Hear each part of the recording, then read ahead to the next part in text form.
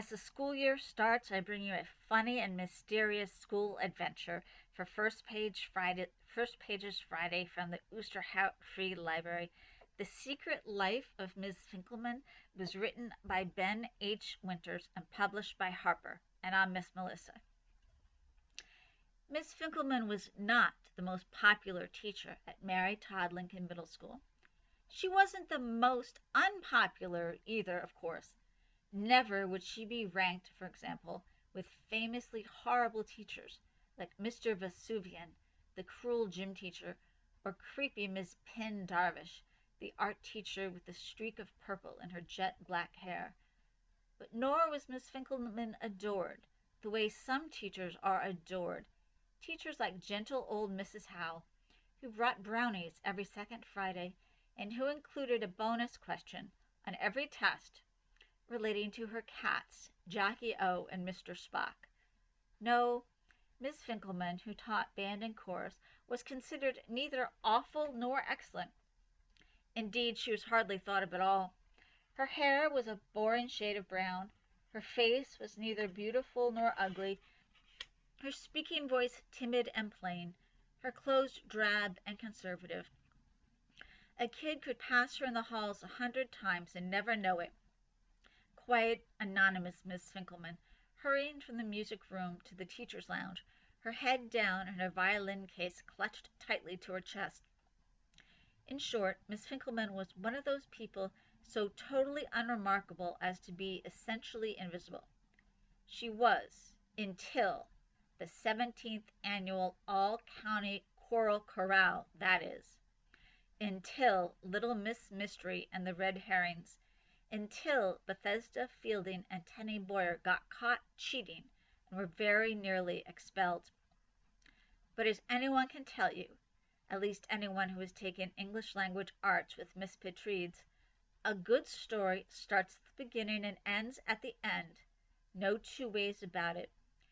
And the story of Miss Finkleman's shocking emergence from obscurity begins midway through the second semester, in 7th grade social studies, with Mr. Melville. Bethesda Fielding was enjoying the American Revolution.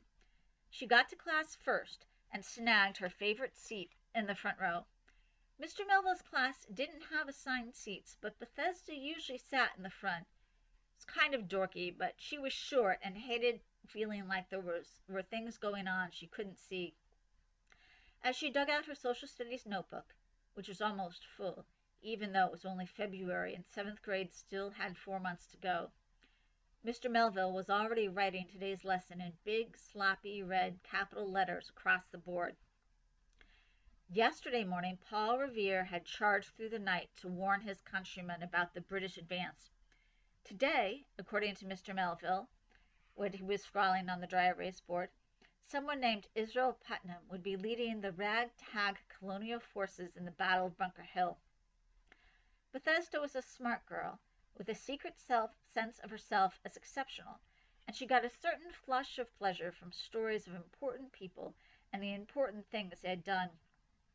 She waited impatiently, pencil poised above her spiral notebook, one sneakered foot squeaking against the leg of her chair.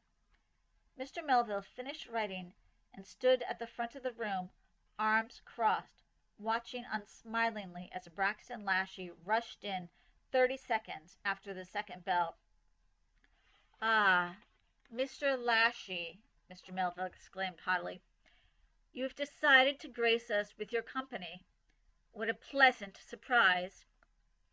Mr. Melville was a large man of late middle age, with a wild mane of thick white hair, a thick white beard, and thick white eyebrows that were forever arching upward to express sarcasm, mock bewilderment, or scorn. The eyebrows of cruelty, as they were known to all at Mary Todd Lincoln Middle School, weren't the only remarkable thing about Mr. Melville.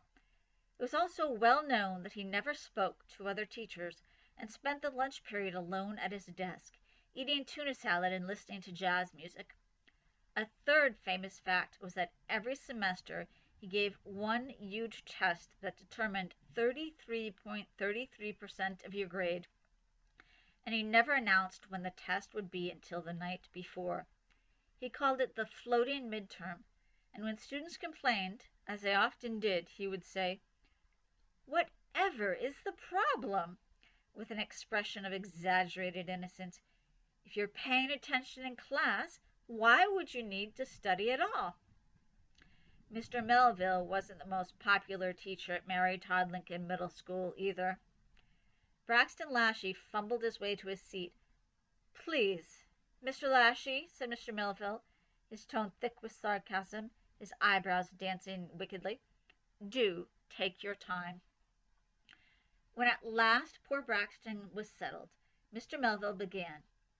"Before we are introduced to Generals Putnam and Howe, and discover that the Battle of Bunker Hill was fought on a different hill entirely, I have for you a special project."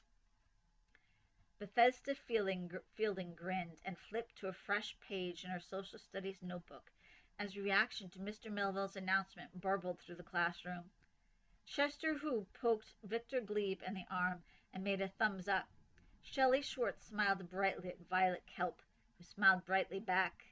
Roy Das muttered, "Oh, sweet," under his breath. Pamela Preston bounced giddily in her seat. Natasha Belinsky clapped 3 times and said, "Yay!" Braxton Lashley, who had been digging through his backpack, pretending to search for a pen while he waited for his blush to fade, looked up and smiled. Special projects were another famous fact about Mr. Melville, the only one that wasn't something bad. Even kids who hated school, like Chester U, or were generally terrible at it, like Natasha Belinsky, got excited about Mr. Melville's special projects. The only kids who didn't were the ones who were totally spaced out. Kids like Tenny Boyer, who always sat at the back row, doodling guitars on his jeans with a highlighter pencil. Special projects were totally random assignments that had nothing whatsoever to do with the approved social studies syllabus. They were invented by Mr. Melville personally in accordance with no curriculum requirements or Board of Education guidance. Special projects were weird, cool, and interesting. Best of all, Mr. Melville suspended regular homework while a special project was underway. Every year, parents grumbled about the projects, which took valuable time away from preparing for all the federally mandated standardized tests, and wondered why Mary Todd Lincoln's principal hadn't put a stop to them. The truth was that Principal Van Vreeland, like everyone else, was frightened of Mr. Melville and talked to him as little as possible. You're going to want to hear about this special project. Come check it out at the Oosterhout Free Library.